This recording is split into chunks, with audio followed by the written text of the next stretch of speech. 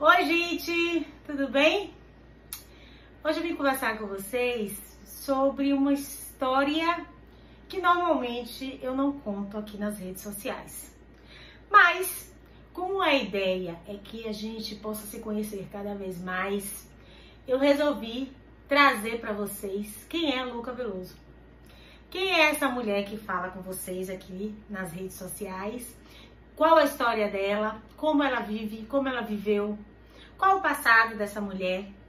Como ela se reconstruiu? E é uma história muito longa. Senta, pega um café, um copo d'água e vamos conversar. Bom, gente, eu nasci em 1973, eu tenho 46 anos, sou filha de um casal de adolescentes que com 15 e 17 anos resolveram ter uma filha. Meu pai, 17 anos, ele foi descoberto em Feira de Santana por um olheiro do Flamengo e meus avós autorizaram a ida dele para o Rio de Janeiro para jogar na equipe de base do Flamengo. Meu pai estava lá quando recebeu uma carta da minha mãe, 15 anos, dizendo que estava grávida. E aí vai se desenrolando uma história. Meu pai abandonou tudo, fugiu da central de treino do Flamengo, voltou para a Bahia, para a Feira de Santana, para casar-se com a minha mãe. Eles não tinham autorização na época para casar. E aí precisaram dos meus avós para construir o enlace matrimonial deles. Casaram-se e ficaram morando com a família da minha mãe, a família materna. Bom, eles ficaram em Feira de Santana e a minha família paterna em Salvador. Só que a convivência com a minha família materna não era muito legal. A minha mãe já era muito maltratada pela mãe dela, que tinha uma história de vida muito sofrida. E meu pai, no meio disso, também passou a ser maltratado por eles. Foi trabalhar no mercadinho para sustentar a família dele. Deixou de ser o sonho dele de ser jogador de futebol para ser pai e marido. E assim o fez. Enquanto minha mãe estava grávida, ele tentando construir e manter a família dele. A minha avó paterna, Dona Yolanda, que muitos de vocês veem por aqui sempre, soube a forma como eles estavam vivendo e como eles estavam sendo maltratados e resolveu buscá-los em Feira de Santana e trouxe meu pai, minha mãe, para morar junto com o meu avô e meus 7 tios. Pois é, no meio disso, eu nasci. Antes do meu nascimento, os meus avós moravam num apartamento bem pequeno. Eles vieram para Salvador, mudaram toda a estrutura de vida, moravam numa casa maravilhosa. Mudou tudo para morar num apartamentinho para que os filhos estudassem. E no meio disso veio meu pai, a minha mãe e eu na barriga da minha mãe. Eles dividiram um quarto entre meus tios e meus pais com uma cortina para que todos estivessem ali e tivessem o mais importante que na família Veloso tem: amor, cuidado, dedicação, afetividade, sentido de família. E aí eu nasci. Quando eu nasci, meu avô teve a condição de morar numa casa melhor e eu fui crescendo junto com a minha família paterna. Sempre junto dos meus avós, da minha madrinha, dos meus tios e os meus pais também. Lembro-me muito claramente quando eu tinha 2 para 3 anos, a minha mãe, eu tinha um cabelo mais ou menos desse tamanho, um pouquinho maior, e ela fazia cachinhos. Eu até coloquei uma foto aqui no Instagram, eu chorando para não tirar a foto. E ela fazia aqueles cachinhos e ela sempre puxava muito o meu cabelo. Ela não tinha muita paciência, afinal de contas, era uma adolescente que não sabia ser mãe e que não sabia o que era afeto, o que era amor, porque ela nunca foi criada dessa maneira. E nesse processo, minhas tias tiveram uma participação muito grande, porque elas me davam muito amor, minha avó, muito amor. Não deixavam que ela me maltratasse, não deixavam que ela puxasse meu cabelo, que me batesse. Estavam sempre me protegendo. E nessa situação, a instabilidade emocional da minha mãe com relação ao ciúme do meu pai acabou afastando os dois. E ela foi embora para a Feira de Santana, me levando. Chegando lá, eu adoeci. Fiquei doente, eu tinha febre, ninguém descobria o que era a febre de Luciana, o que aquilo tem, e não se sabia o que aquilo tinha. Resolveram levá-lo ao médico. E o médico perguntou à minha mãe: essa criança sofreu algum trauma? Recentemente ela passou por alguma dificuldade, alguma coisa que faça ela ter essa febre, que fisicamente, clinicamente ela não tem nada. Nada que justifique essa febre. Foi aí que ela disse ao médico, eu me separei do pai dela e a gente veio morar aqui em Feira de Santana. E aí o médico fez uma única sugestão para ela que mudaria toda a minha vida. O médico disse a ela: leve essa menina para adjunto dos avós dela. Leve ela para junto de Nano e Nana, que são os meus avós. Era assim que eu os chamava enquanto criança. Dona Yolanda e seu Orlando eram a minha referência maior de amor. E no momento que ela fez a decisão de me trazer para junto deles, ela tomou a melhor decisão que ela poderia ter tomado pela filha dela. A única filha que ela tinha. Ela trouxe a filha dela para junto dos avós e dos tios, que tanto a amavam. Bom, ela foi embora para a Feira de Santana, suportou a dificuldade de não ter a filha no dia a dia dela e foi viver a vida como ela podia.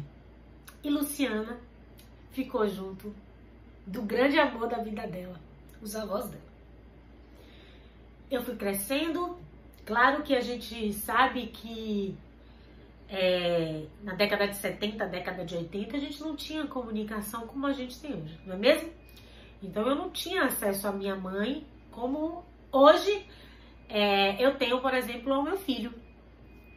Os nossos contatos eram por cartas, a minha avó fazia questão de escrever cartas para ela, mandar fotos minhas, e eu fui crescendo com a referência da família Veloso como parte da minha essência, como meu pertencimento. Às vezes ela vinha, sempre que ela podia, ela vinha.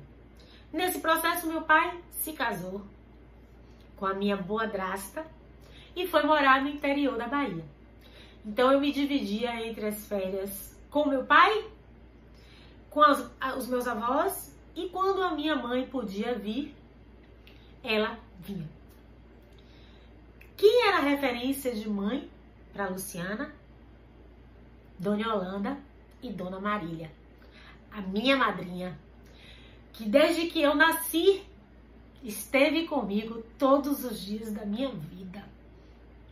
Cuidou de mim dos meus 3 meses até hoje ela cuida. E essa madrinha, a quem eu referencio como mãe, foi a grande responsável, é a grande responsável por essa mulher que está aqui.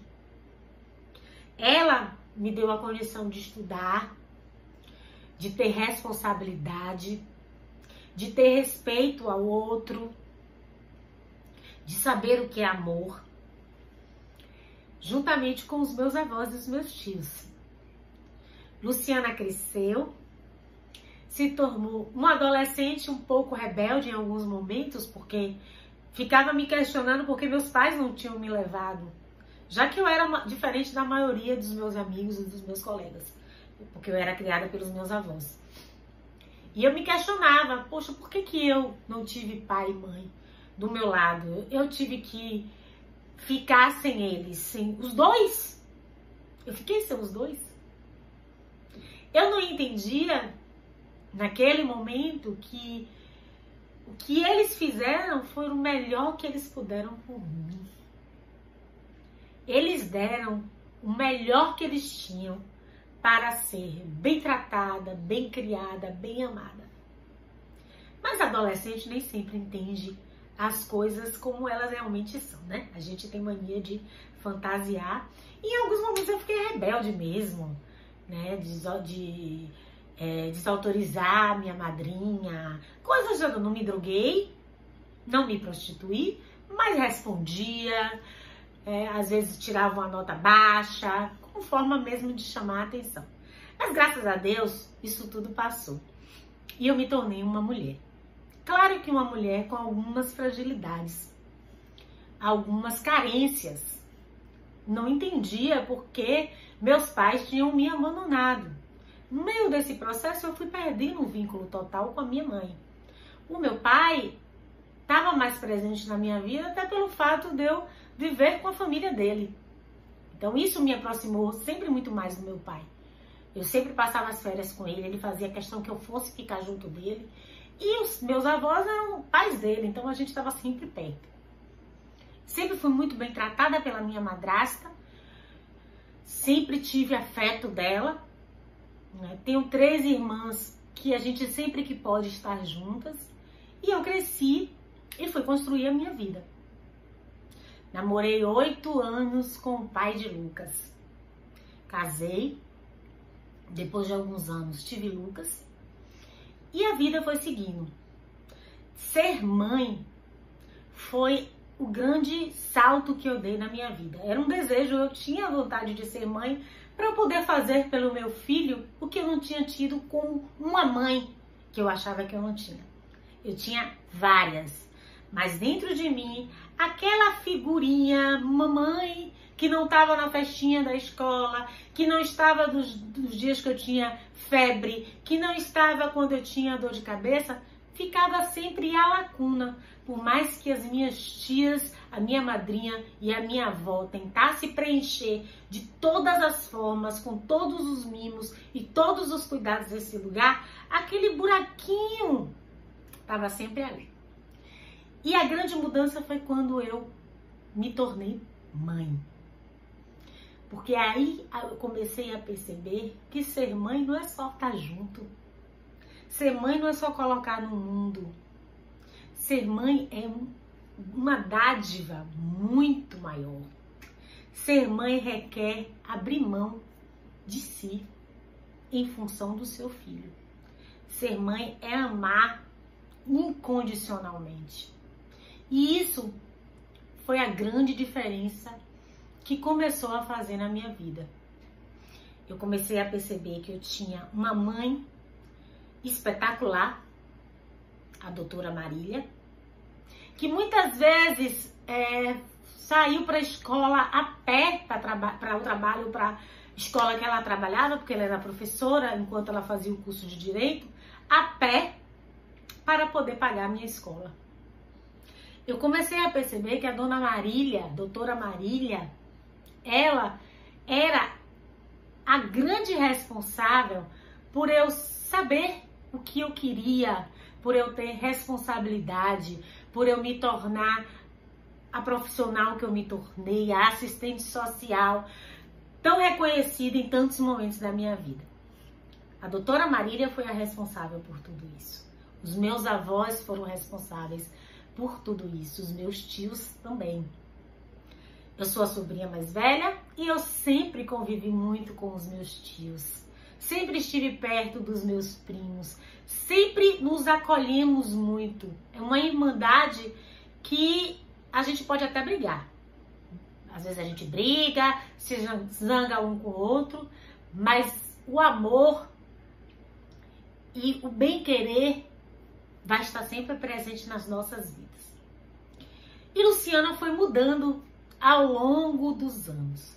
Me separei, meu casamento se tornou um divórcio, tive muitos momentos difíceis com o meu ex-marido, brigamos muito por conta querer ser mais para Lucas um do que o outro.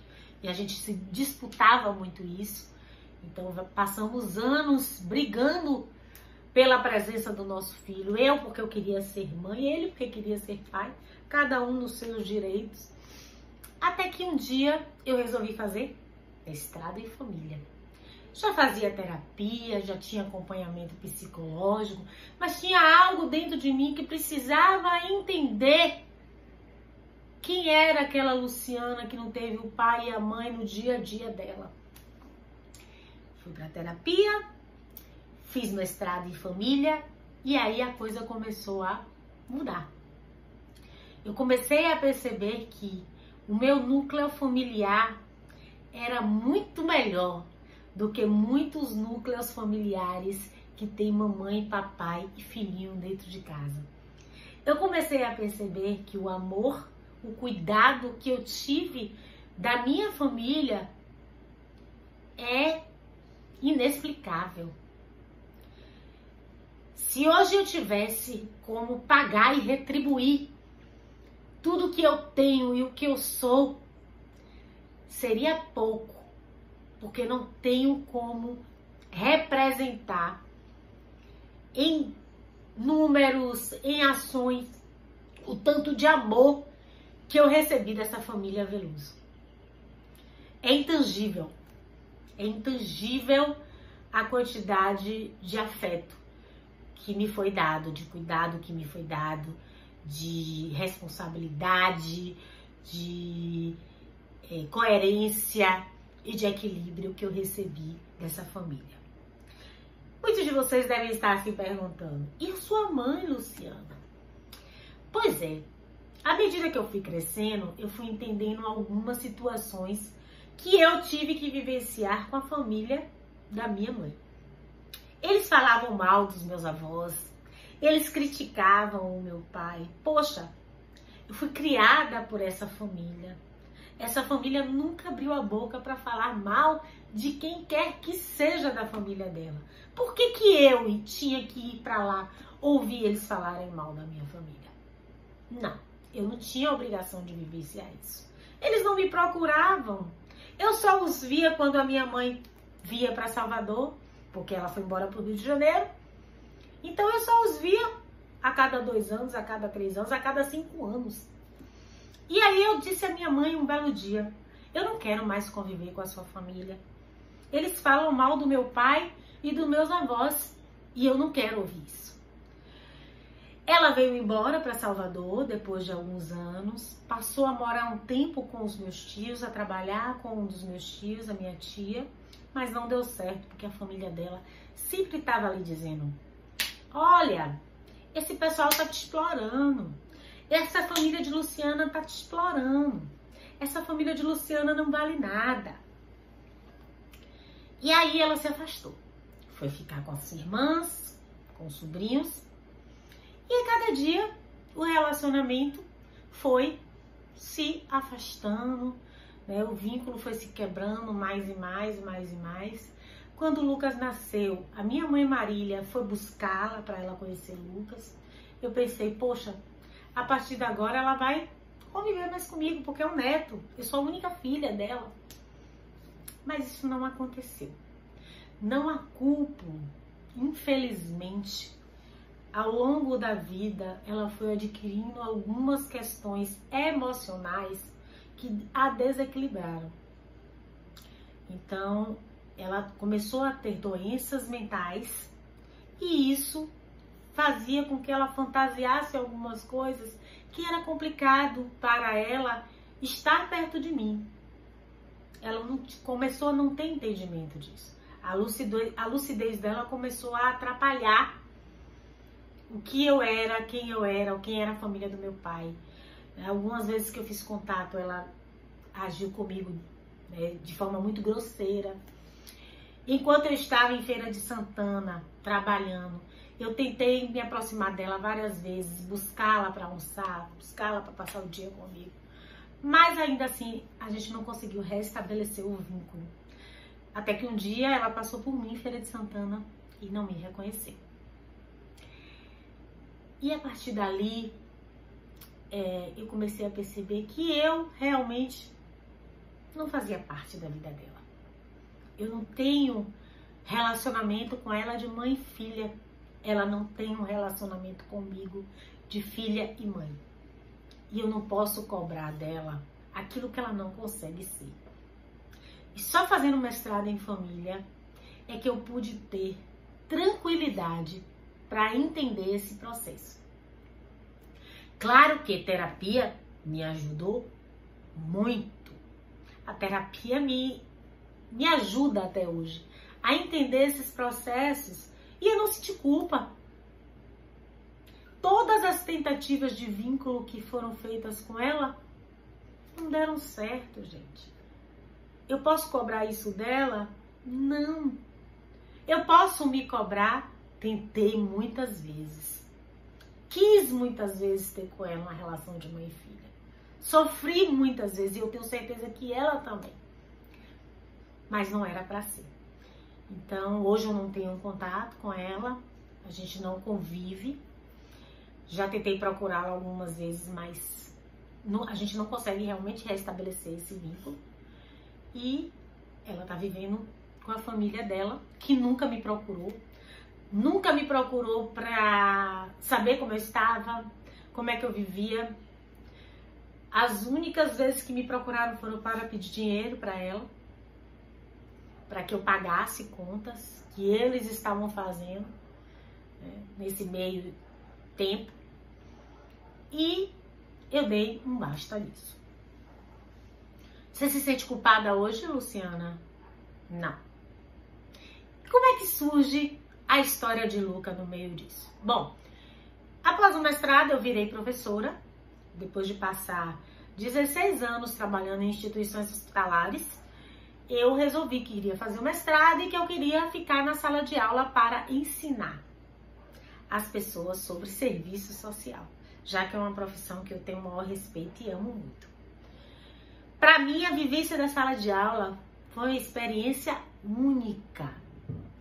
Tive a oportunidade de vivenciar muitas histórias. Tive turmas que eu fui completamente apaixonada. Teve turmas que a gente não se identificou muito. E a sala de aula foi meu grande campo de inspiração para estar aqui hoje. Depois do meu divórcio, tive alguns namorados, alguns relacionamentos que não valeram a pena. E que a gente vivencia isso até para a gente ter a maturidade e o entendimento para saber quem a gente quer na nossa vida. Depois de bater cabeça em várias relações que não deram certo, relações que foram desastrosas, encontrei Vicente, que é meu companheiro, que é a pessoa que me respeita, me entende, me ajuda em inúmeros aspectos a ser uma pessoa melhor. E eu acho que eu também faço a mesma coisa por ele. Nós temos uma história muito bonita. Vou dizer a vocês que é 100%? Claro que não. Todo casal briga, se desentende. Tem hora que você tem vontade de dizer, foi embora, eu não quero mais. Mas hoje a maturidade me ensina que se uma pessoa é boa para você, se a pessoa te ama, te respeita, vale muito a pena tentar reconstruir o seu relacionamento naquelas bases que não estão legais. Se vocês discordam de algum aspecto, tentem encontrar o meio termo. Eu tenho feito isso no meu relacionamento. Ele tá ficando em São Paulo, passa às vezes um mês fora, eu tô ficando em Salvador. É fácil? Claro que não. Não é fácil. No meio disso, no meio dessa mudança dele para São Paulo, veio uma necessidade minha de mudar mais uma vez, de reconstruir profissionalmente um novo caminho para mim. Por quê? Você não amava a sala de aula, Lu? Amava, amo. Volta e meia eu ainda tô por lá, mas numa outra perspectiva. Por quê? Porque simplesmente a sala de aula ficou pequena para mim. Não dava mais para eu ficar presa só à sala de aula, criando um mundo perfeito para o serviço social, porque as instituições assim queriam, as instituições de ensino superior assim queriam. Eu queria mais, eu queria poder falar, eu queria poder explicar, eu queria dizer o que eu penso de família, e algumas instituições não aceitavam. E a última culminou para uma instituição que o foco no modelo de família perfeitinho destituía daquilo que eu sempre acreditei para mim enquanto pessoa. E ali eu resolvi que estava na hora de parar. Sair da sala de aula e ganhar esse mundo. O mundo digital, o mundo das redes sociais, o mundo fora da sala de aula. O que eu sempre dizia aos meus alunos, saiam dos muros da sala de aula. Eu comecei a usar isso como uma questão de vida para mim. Eu precisava sair dos muros da sala de aula. Então hoje eu tenho a minha vida pautada em melhorar enquanto ser humano, e o processo de coach me ajudou muito. Eu fiz o curso de formação em coach, eu tenho estudado muito sobre coach, eu continuo fazendo terapia para que eu possa melhorar a minha relação com a minha mãe Marília, com a minha avó, com meu filho, com meu marido, com meu pai, minha família como um todo. Então, o coach me ajuda também nesse processo. Hoje a ideia é que eu me torne também coach. Não é uma coisa que eu desqualifique e nem que eu ache que eu não consiga ser, muito pelo contrário. Como diz André Neri, que é o meu grande Master Coach Trainer, ele disse que eu já era coach, eu só estava faltando fazer o curso de formação. Realmente, eu acho que eu tenho muito do coach na minha bagagem de vida enquanto professora. E isso também me ajuda muito. Então, a ideia de ser coach, de relacionamento, familiares, conjugais, é um caminho que eu estou trilhando. E a partir daí, surgiu a marca Luca Veloso.